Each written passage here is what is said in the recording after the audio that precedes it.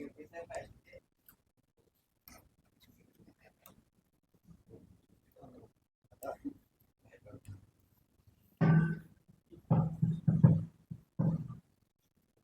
الله الرحمن الرحيم. الفاتحة إلى روح حبيبنا وشفينا سيدنا رسول الله صلى الله عليه وسلم وآله وأصحابه وأزواجه وإخوانه من الأنبياء والمرسلين، ثم إلى أرواح مشايخنا ولآبائنا وأمهاتنا ولمن له حق علينا، خصوصا جامع هذه الأحاديث الإمام السيوطي والإمام عبد الله الجليلي، بأن الله يغفر لهم ويرحمهم ويعلي درجاتهم في الجنة وينفعنا بأسرارهم وأنوارهم وعلومهم وبركاتهم في الدين والدنيا والآخرة بسر الفاتحة. أعوذ بالله من الشيطان الرجيم. بسم الله الرحمن الرحيم.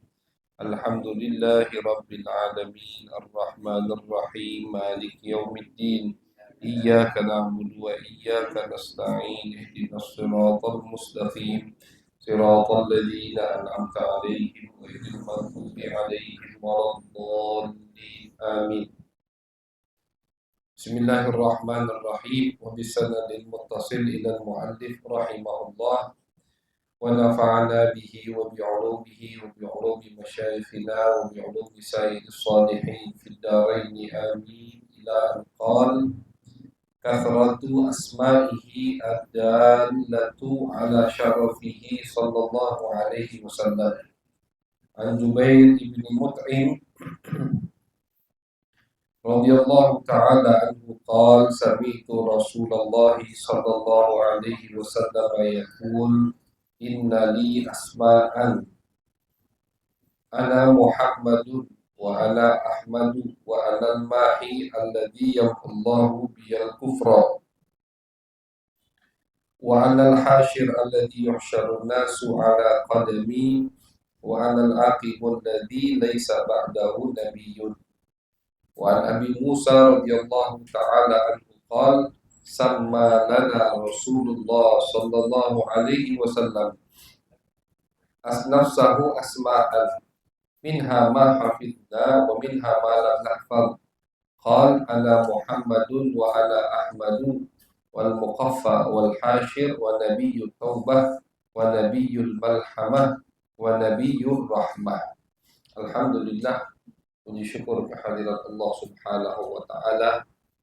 Salawat dan salam kita haturkan kepada baginda besar Nabi Agung Nabi Muhammad sallallahu alaihi wasallam. Alhamdulillah, malam hari ini kembali dikumpulkan oleh Allah Subhanahu wa Ta'ala dalam keadaan sehat walafiat, insyaallah, untuk melanjutkan dan sekaligus tawakufan sementara menyambut bulan suci Ramadan, penutupan sementara. Insyaallah diberikan kesehatan, diberikan taufik hidayah, diberikan semangat sehingga insyaallah setelah bulan suci Ramadan kita kembali melanjutkan kajian daripada pembacaan kitab Tahdzib Al-Khasa'isil Kubra, khususiyah kelebihan yang Allah berikan untuk baginda Nabi Muhammad sallallahu alaihi wasallam. Al-Imam As-Suyuti beliau menyebutkan bahwasannya termasuk kelebihan yang dimiliki oleh baginda Nabi Muhammad sallallahu alaihi wasallam yaitu banyaknya nama Nabi Muhammad sallallahu alaihi wasallam. Nabi itu bukan hanya punya satu nama, dan ulama pepatah Arab mengatakan makin banyak nama menunjukkan orang tersebut makin mulia. Yang namanya makin banyak berarti menunjukkan mereka makin mulia.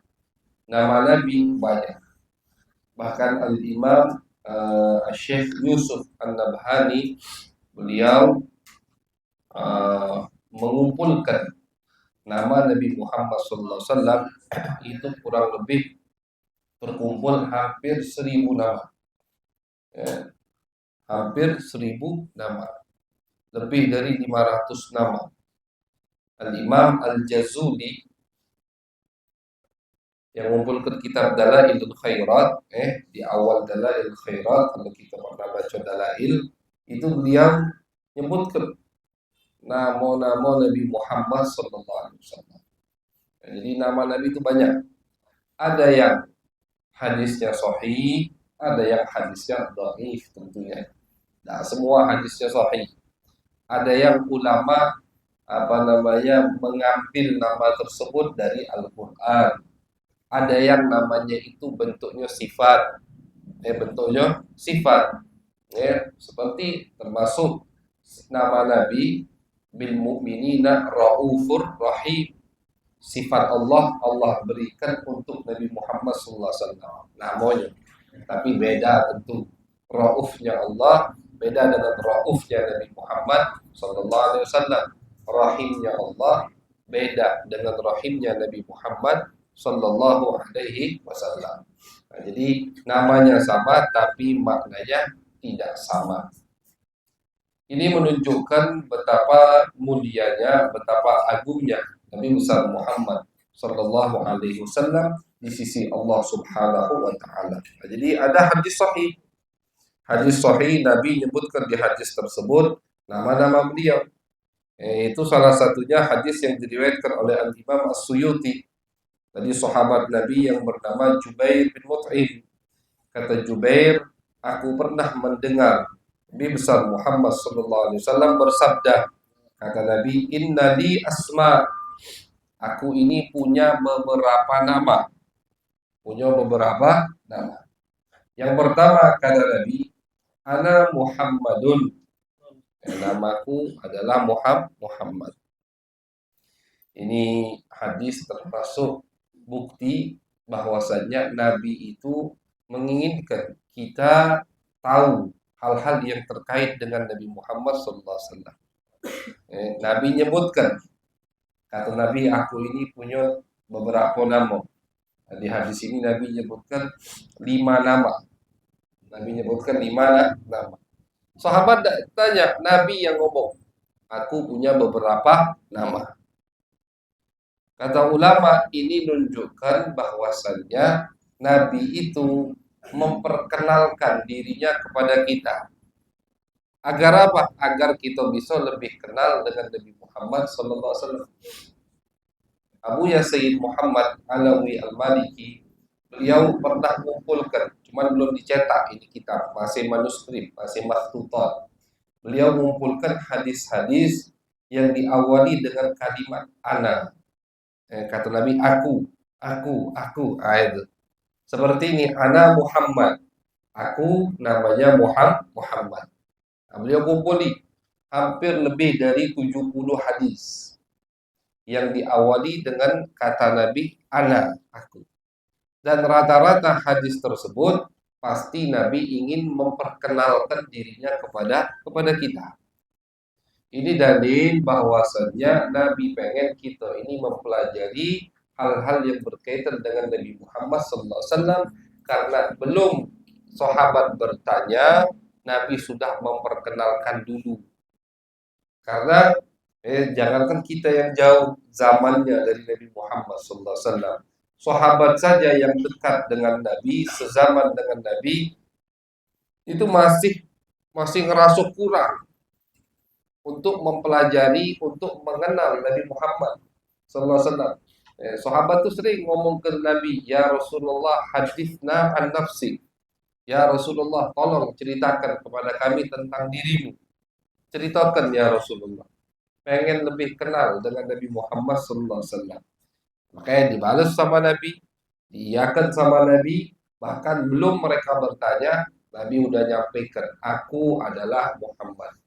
Aku pemimpin dari Nabi Adam sampai hari kiamat. Aku pemimpin manusia. Aku yang akan membawa bendera kelak di hari kiamat. Banyak hadisnya. Cuma belum dicetak. Mungkin belum sempurna oleh ahli waris beliau, Abu Sayyid Muhammad Ahmad. Belum dicetak kitab itu. Tapi udah dikumpulkan sama Abu Sayyid Muhammad. Hadis yang diawali dengan kalimat Nabi, ana, aku. Dikumpulkan hampir kalau tidak salah 70 hadis yang cuman belum dicetak, masih sifatnya manuskrip. masih makhtutat. Jadi ini salah satu contohnya. Nabi ingin kita kenal dengan Nabi. Nabi ingin kita mempelajari hal-hal yang berkaitan dengan Nabi. Karena Al-Imam Al-Busiri, ya, pengarang qasidah Burdah yang sudah kita hatamkan burdahnya alhamdulillah, itu beliau sendiri yang katakan tidak ada yang bisa tahu hakikat Nabi Muhammad kecuali yang menciptakannya, yaitu Allah Subhanahu wa taala. Tidak ada yang bisa tahu. Semua wahai Rasulullah, Imam Busiri mengutarakan syair-syairnya untuk Nabi, mereka itu meriwayatkan tentang sifat-sifatmu itu hanya seperti menceritakan pantulan bulan yang ada di pantulan air. Jadi sahabat itu nyingok Nabi macam kita nyingok bulan yang ada di pantulan air. Belum nyingok bulannya, silakan. Yang disifati, yang diriwayatkan oleh sahabat kepada kita tentang sifat Nabi Muhammad SAW itu hanya seperti orang yang melihat bulan dari pantulan air. Banyu kalau tergenang di bawah bulan kan mantul tuh. Nah, itu yang diriwayatkan. Bukan langsung dari bulannya. Saking tidak bisanya mereka mengetahui semua hakikat Nabi besar Muhammad Sallallahu Alaihi Wasallam. Nah, jadi itu sahabat. Apalagi kita yang zamannya jauh dari Nabi, tidak sezaman dengan Nabi Muhammad Sallallahu Alaihi Wasallam. Sangat butuh untuk mempelajari, untuk mendengarkan sifat-sifat yang berkaitan dengan Nabi Muhammad Sallallahu Alaihi Wasallam. Beliau berkata, Nabi, Ana Muhammad, aku adalah Muhammad. Nama beliau, khilaf ulama sejarah ada perselisihan pendapat. Ada yang mengatakan Muhammad ini yang memberikan nama Muhammad ke Nabi adalah Siti Aminah, ibu beliau ketika Nabi dilahirkan. Seperti yang di Maulid Al-Habib Ali Al-Habsyi dan semua maulid diriwayatkan ketika Siti Aminah melahirkan Nabi Muhammad SAW, itu turun bidadari ngebantu proses persalinannya. Bidadari turun, Siti Maryam turun, Siti Asiyah juga turun. Dan dua perempuan ini diriwayatkan akan menjadi istri Nabi kelak di surga. Siti Maryam dan Siti Asiyah. Siti Asiyah, Imra'atu Fir'aun, bininya Fir'aun, tapi tidak pernah disentuh sama Fir'aun, Asiyah, karena beliau mukminah. Lakinya Fir'aun, bininya mukmin. Sedangkan bini Nabi Nuh, bini Nabi Lut tidak mukmin, tidak mukminah. Kayak kata Allah, Allah kasih perumpamaan atau Allah kasih itu sebagai pelajaran buat kita. Bahwasanya dekat dengan orang baik belum tentu kita jadi orang baik. Kalau tidak kita tiru, ada hubungan. Maksudnya dekat itu ada hubungan. Ada hubungan dengan orang baik, belum tentu kita otomatis gara-gara ada hubungan darah atau tetanggaan, otomatis kita jadi orang baik. Belum tentu. Kata Allah, Imra'atu Lut wa Imra'atu Nuh.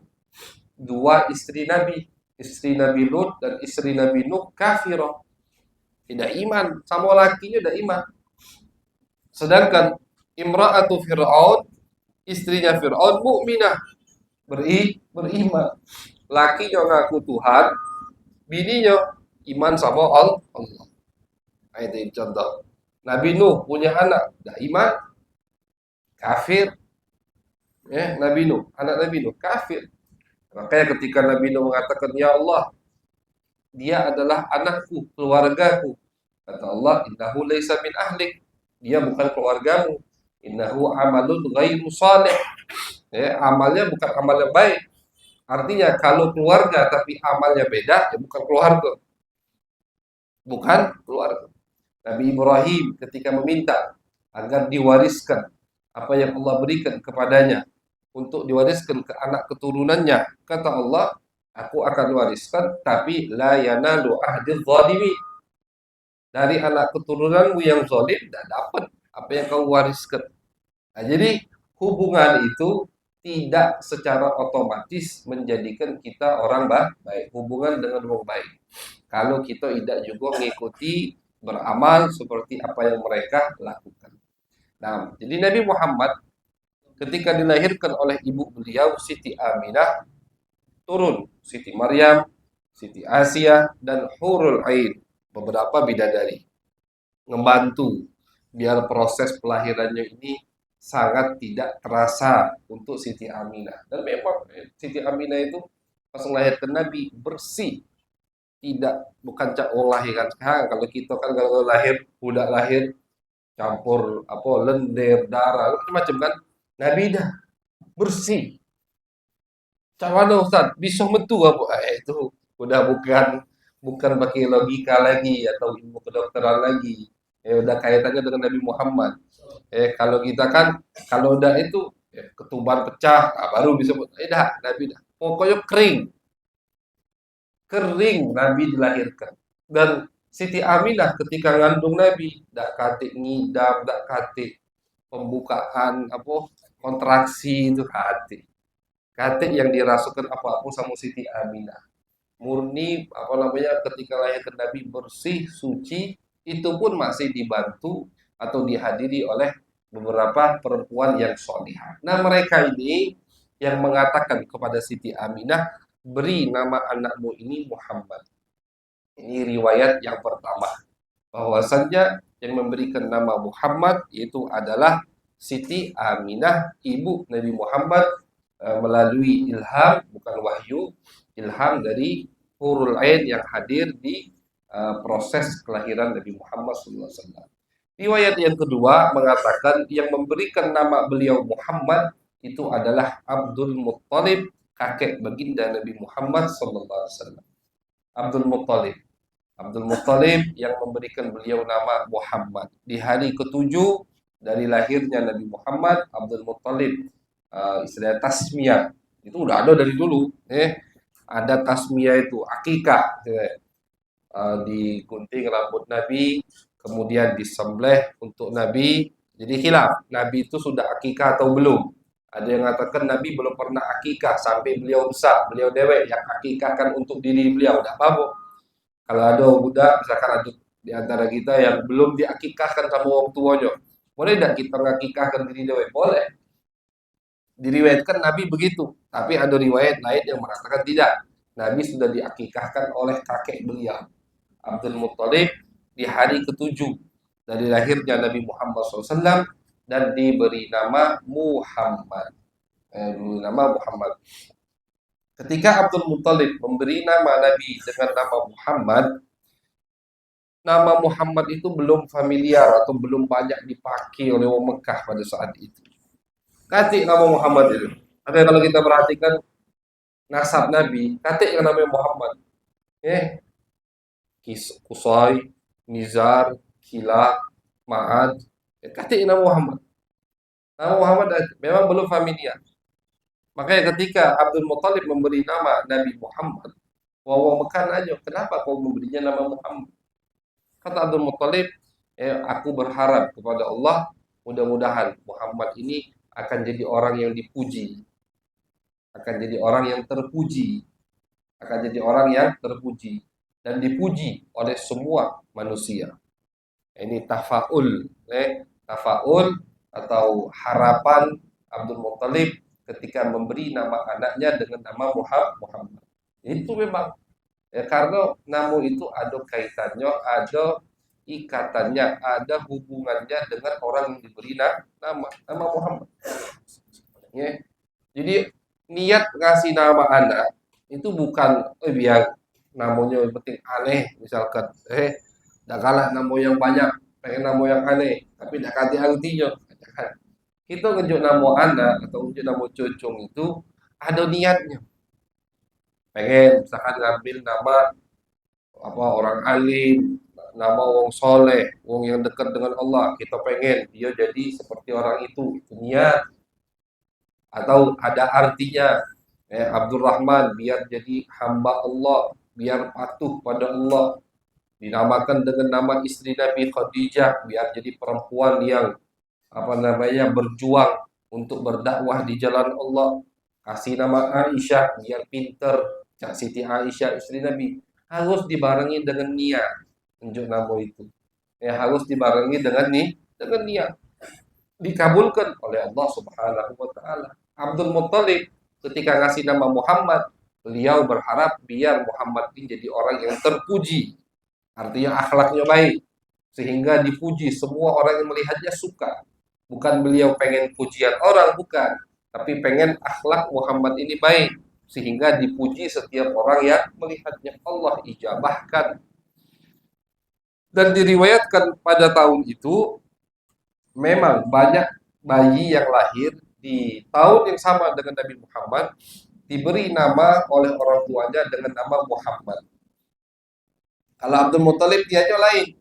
Kalau orang tua yang lain, kalau diriwayatkan ini di kitab Maulid juga disebutkan bahwasanya di tahun kelahiran Nabi Muhammad itu semua perempuan yang melahirkan di tahun yang sama itu anaknya lanang kan.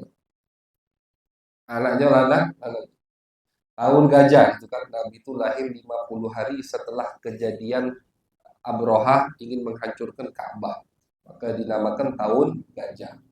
Di tahun gajah itu yang lahir di wong Mekah nih, yang ngandung dan lahirnya sama tahunnya dengan kelahiran Nabi Muhammad itu anaknya lanang kan. Allah ingin memuliakan Nabi Muhammad SAW.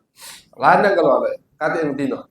Nah, beberapa orang tua yang dekat dengan ahli kitab, dengan Yahudi, dengan Nasrani, mereka dikasih bocoran bahwasanya akan ada nabi akhir zaman, namanya itu Muhammad.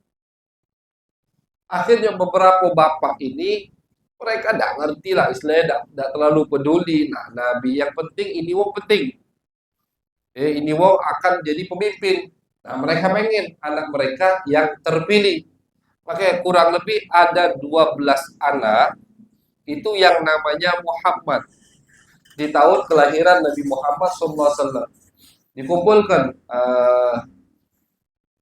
Syekh Yasin Al-Fadani itu kumpulkan salah satu kitab beliau 12 ini Muhammad bin Fulan. Salah satunya anak perawi ini Jubair bin Mut'im. Nama perawinya Jubair, sahabat. Beliau punya anak namanya Muhammad. Nah, jadi beliau salah satu orang tua yang pengen anaknya itu menjadi orang penting yang dibicarakan oleh ahlu kitab, oleh Yahudi dan Nasrani. 12. Sebagian masuk Islam, sebagian tidak masuk Islam. Kalau tidak salah 6 masuk Islam, 6-nya lagi tidak masuk Islam. Bapak mereka ngasih mereka nama Muhammad, berharap agar mereka ini jadi orang yang terpilih untuk menjadi pemimpin. Tapi ternyata pilihan Allah tentu sudah dari azal. Allah pilih baginda Nabi besar Muhammad sallallahu alaihi wasallam. Jadi ana Muhammad. Aku adalah Muhammad. Nama Nabi Muhammad yang banyak disebutkan di dalam Al-Qur'an. Bahkan surat Al-Qur'an ada salah satunya namanya surat Muhammad. Yang masyhur inda ahlil ard. Terkenal di muka bumi ini beliau dengan nama Muhammad. Wa ana Ahmad. Namaku juga Ahmad. Nah, Ahmad ini lebih terkenal inda ahlis sama. Penghuni langit itu lebih sering memanggil Nabi Muhammad SAW dengan panggilan Ahmad, bukan Muhammad.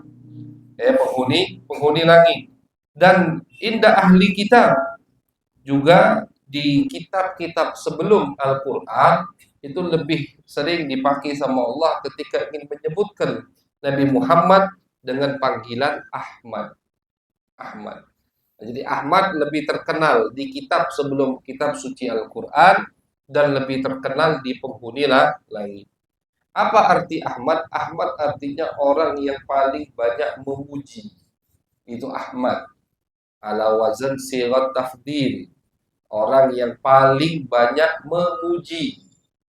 Memuji siapa? Tentunya memuji Allah Subhanahu wa taala. Makanya kalau dari urutannya memang Nabi itu Ahmad dulu baru Muhammad. Dari artinya, kalau diurutkan Ahmad dulu. Kenapa? Karena beliau orang yang paling banyak memuji Allah, sehingga beliau jadi orang yang paling terpuji, yang paling banyak dipuji oleh umat manusia. Karena beliau orang yang paling hebat, yang paling pandai memuji Allah Subhanahu wa taala. Bahkan Di dalam salah satu hadis Nabi Muhammad SAW beliau mengatakan, aku kelak di hari kiamat ketika umat manusia meminta syafaat kepadaku untuk menghadap Allah, Nabi ngadep Allah, sujud di hadapan Allah. Kemudian kata Nabi, aku puji Allah. Ini hadis, Nabi masih hidup di dunia. Aku puji Allah dengan pujian yang tidak pernah ada yang memuji Allah dengan pujian tersebut. Itu kaget kata Nabi. Ketika aku nak minta syafaat untuk kalian, aku akan puji Allah dengan pujian yang tidak pernah ada satu makhluk pun memuji Allah dengan pujian tersebut. Apa? Nabi tidak ceritakan. Bahkan Nabi pun belum tahu. Ketika masih hidup di dunia, beliau belum tahu kapan beliau akan diilhamkan oleh Allah pujian tersebut kelak di padang mahsyar ketika ingin memintakan syafaat untuk kita. Nah, baru Nabi diberikan ilham, diilhamkan oleh Allah pujian yang baru lagi. Jadi tidak terputus pujian Nabi untuk Allah. Bukan hanya ketika beliau hidup di dunia saja. Beliau sudah wafat, bahkan kelak ketika dibangkitkan di padang mahsyar, Nabi pun masih akan memuji Allah dengan pujian yang baru. Nah, makanya beliau namanya Ahmad. Orang yang paling pandai, paling lihai, paling banyak memuji Allah Subhanahu wa Ta'ala. Ahmad. Nah, jadi seperti yang di surat As-Saff, Nabi Isa ketika menyebutkan kepada umatnya bahwasannya aku membawa kabar gembira dengan akan diutusnya Nabi akhir zaman datang setelah aku, namanya Ahmad. Wa mubasyiran bi rasuli ya'ti min ba'di ismuhu Ahmad. Di surat As-Saff. Surat As-Saff. Kata Nabi Isa, akan aku membawa kabar gembira, akan ada utusan setelah aku yang namanya Ahmad. Nah, jadi Ahmad dan Muhammad. Ini nama yang sangat melekat pada baginda Nabi Muhammad sallallahu alaihi wasallam. Wa anal mahi alladzi yamhullahu biyal kufra.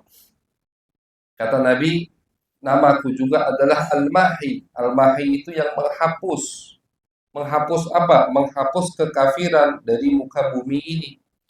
Ajaran Nabi Muhammad sallallahu alaihi wasallam itu kalau kita bayangkan, atau kita renungkan dari perjalanan sejarah kenabian, itu Nabi diutus memang lagi di masa-masa sangat gelap gulita dalam kebodohan.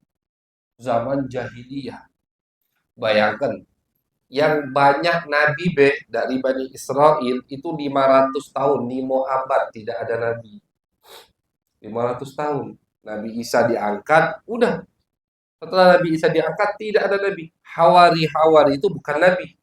Tidak ada yang dilantik oleh Allah menjadi Nabi. Terakhir Nabi Isa. Sampai Nabi Muhammad diutus 500 tahun kurang lebih jaraknya. Ini untuk Bani Israel. Kan Nabi-Nabi itu sebelum Nabi Muhammad diutus hanya untuk satu kaum. Nabi Isa ketika diutus bukan untuk Jazirah Arab. Hanya khusus untuk Bani Israel. Jazirah Arab kati urusan dengan Nabi Isa. Tidak ada kewajiban untuk iman kepada Nabi Isa. Jazirah Arab. Kapan Jazirah Arab terakhir dapat utusan Nabi? Ya Nabi Ismail. Jaraknya berapa ribu tahun. Kalau tidak salah tuh hampir 3.000 tahun. Pernah kita hitung. Kalau tidak salah, tapi tidak bisa kita pastikan. Yang hitung cepat deh waktu itu. Hampir 3.000 tahun. Dari Nabi Ibrahim ke Nabi Muhammad SAW. Kurang lebih. Bayangkan dari Nabi Ismail terakhir Nabi sampai Nabi Muhammad. Ya sudah. Jahiliyahnya sudah kayak apa gitu. Jadi memang kekafiran, kemusyrikan, kebodohan pada saat itu sudah melanda muka bumi, merajalela di mana-mana. Bani Israel pun udah 5 abad dan atik Nabi. Yang biasanya tiap habis Rasul pasti ada Nabi. Nabi Musa wafat, langsung Yusha bin Nun, murid Nabi Musa, Allah angkat lantik menjadi Nabi, bukan Rasul. Menjadi Nabi untuk melanjutkan estafet dakwah Nabi Musa. Yusha bin Nun meninggal, Nabi lain lagi, Nabi lain. Terus, tidak pernah Bani Israel kosong dari Nabi itu, tidak pernah. Sampai kapan? Sampai Nabi Isa. Nabi Isa dilantik menjadi Rasul. Taurat sudah, tidak aktif lagi. Makanya orang Yahudi itu sudah sesat dari zaman Nabi Isa, bukan dari zaman Nabi Muhammad. Dari zaman Nabi Isa, orang Yahudi sudah wajib mengikuti Nabi Isa. Tidak boleh lagi mengikuti Nabi Musa.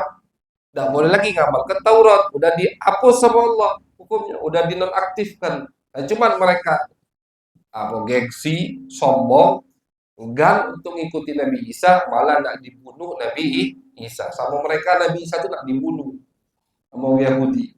Jadi sesatnya Yahudi itu udah dari zaman Nabi Isa, bukan dari zaman Nabi Muhammad.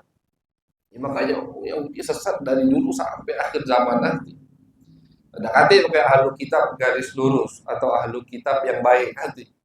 Ini uh, ahlu kitab tapi beneran lurus, garis lurus. Tidak. Kalau dia garis lurus pasti jadi muslim, pasti jadi mukmin.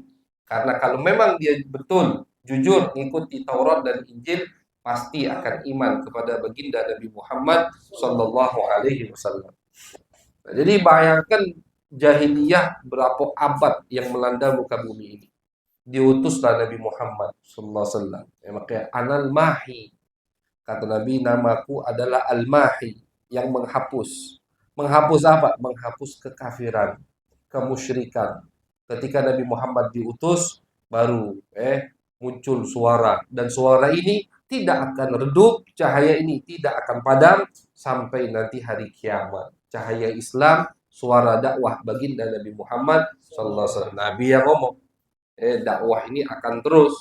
Ma min baitin min syajarin wala madarin, tidak ada satu rumah, kata Nabi, nah rumahnya itu dari batu atau rumahnya dari pohon, rumah gubuk, kecuali akan masuk Islam pada mereka, akan tersampaikan syariat Islam pada mereka. Itu kata Nabi Muhammad SAW. Tapi bukan artinya Nabi menghapus kekafiran. Sudah dari Nabi diutus tidak ada lagi orang yang kafir, tidak.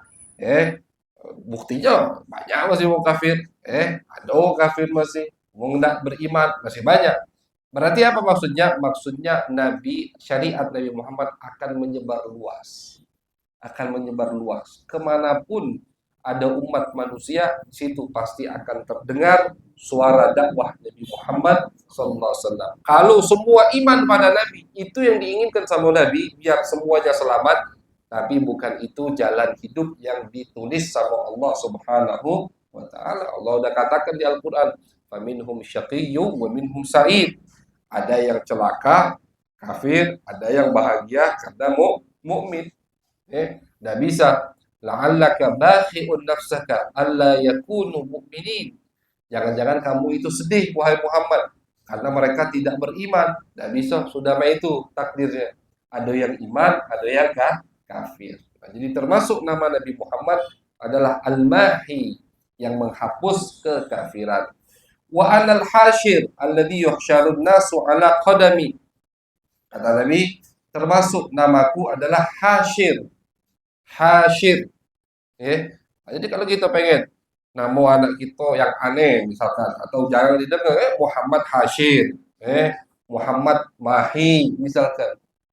Nama Nabi mesti. Jadi jangan pengen nama yang aneh, tapi tidak kata artinya, tidak kata kaitannya dengan Nabi Muhammad SAW. Sayang, karena termasuk bukti orang tua itu betul benar dalam mendidik anaknya dari memberi nama, bahkan dari ketika mencari istri, dari nak nyari bini. Itu menunjukkan ini lanang betul ingin mendidik anaknya. Tidak sembarangan nyari bini. Habis itu, sudah lahir anaknya, tidak sembarangan dikasih nama. Habis itu, tidak ditelantarkan.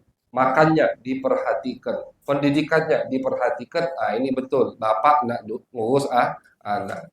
Datang bapak ke Sayyidina Umar. Ngutuk, Khalifah, Amirul Mukminin, anak aku buang aja. Ngapa kata Sayyidina Umar? Kau ngadu. Dipanggil sama Sayyidina Umar anaknya. Ngapa kau nganjang sama anak kau? Bukan salahku, wahai Nunin. Bapak aku yang salah. Ngapa bapak kau salah? Ibu aku, kata dia, majusi, penyembah api. Habis itu, budak penyembah api. Aku diberi nama yang tidak bagus. Namanya itu nama serangga, kalau tidak salah. Dan aku tidak pernah dikenalkan tentang syariat Islam atau akhlak Islam. Akhirnya Sayyidina Umar jadi marahi anak, bapaknya yang dimarahi. Bapaknya yang bisa-bisa dimarahi sama Sayyidina Umar. Ini kagak kau, salah dewe. Ini hasil. Makanya dalam mendidik anak, kadang, ya apalagi anak yang masih kecil, jangan jangan kita itu apa namanya pengen nyenengkan apa yang dia pengenkan, apa yang dia inginkan kita kabulkan galau, tapi akhirnya ujungnya besar jadi tidak benar. Anak itu kata ulama seperti pohon. Pohon kalau dari kecil sudah miring, bengkok, udah tidak macam diurus lagi kalau besar. Dilurus ke patah berarti. Nauzubillah min dzalik. Jadi mendidik umurnya 7 tahun, tidak dibangunkan sholat subuh, ke siang masih kecil, 7 tahun, 10 tahun tidak sholat subuh, siram baju, Nabi yang ngomong, 7 tahun subuh sholat kata Nabi, 10 tahun masih dia tidak galak sholat, cubit, pukul kata Nabi. Biarlah dia sedih, dia nangis di dunia, tapi di akhir dia tidak nangis. Itu kan. Biarlah dia masa kecil. Makanya kita kalau lihat pendidikan orang-orang dulu, waduh hebat-hebat para masyayikh, para guru, kalau didik anak ya tidak ragu-ragu. Tapi ketika anak itu besar, uang yang akan dia ucapkan terima kasih pertama kali yang dulu keras mendidiknya, yang dulu istilahnya tegas mendidiknya. Bukan artinya sama anak itu harus serem terus, tidak. Ada waktu kita manjakan, ada waktu kita iyakan, ada waktu kita idahkan. Jangan iya terus. Akhirnya iya terus dia kebiasaan iya terus. Sampai besar, tidak lagi yang iya kenyo, akhirnya segala cara dia halalkan. Nauzubillah min dzalik. Nah, jadi termasuk nama bagus Al-Hasyir, nama Nabi Muhammad. Al-Hasyir. Apa arti hasyir? Kata Nabi, hasyir artinya aku adalah orang yang akan pertama kali dibangkitkan oleh Allah untuk ke padang mahsyar. Orang yang pertama kali akan dibangkitkan sama Allah untuk kepada mahsyar. Ketika sudah ditiupkan trompet pertama oleh malaikat Israfil, ditiupkan satu kali tiupan cuma, tak tahu bunyinya macam mana Allah alam, trompet. Semua yang ada di muka bumi ini hancur lebur.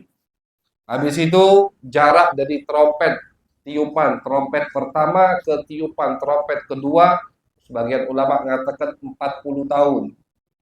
Ditiupkan trompet kedua, maka keluar dari trompet malaikat Israfil, keluar semua ruh-ruh orang yang akan hidup. Maksudnya semua ruh umat manusia itu keluar dari trompet malaikat Israfil, nyari jasadnya dewe. Tidak bakal salah reinkarnasi. Kalau cerita sesat itu kan reinkarnasi ke binatang kan, tidak. Ini mapnya sesuai sudah dari Allah. Lari roh ini punya siapa, balik ke jasad dia pasti. Yakhrujun minal ajdati ka'annahum, apa di Yasin itu ada kan?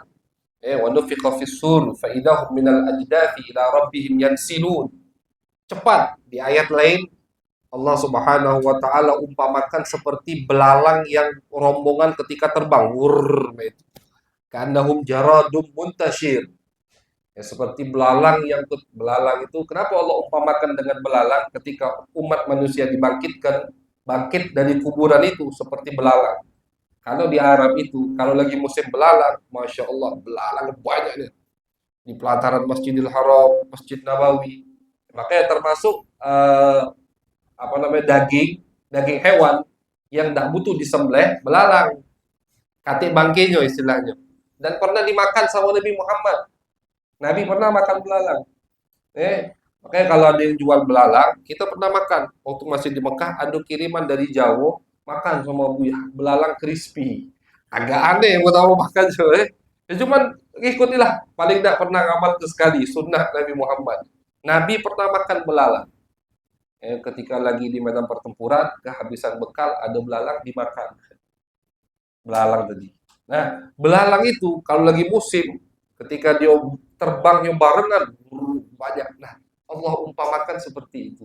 Kalian ketika dibangkitkan kelak di padang mahsyar dari kuburan kalian itu seperti belalang. Artinya langsung bangun.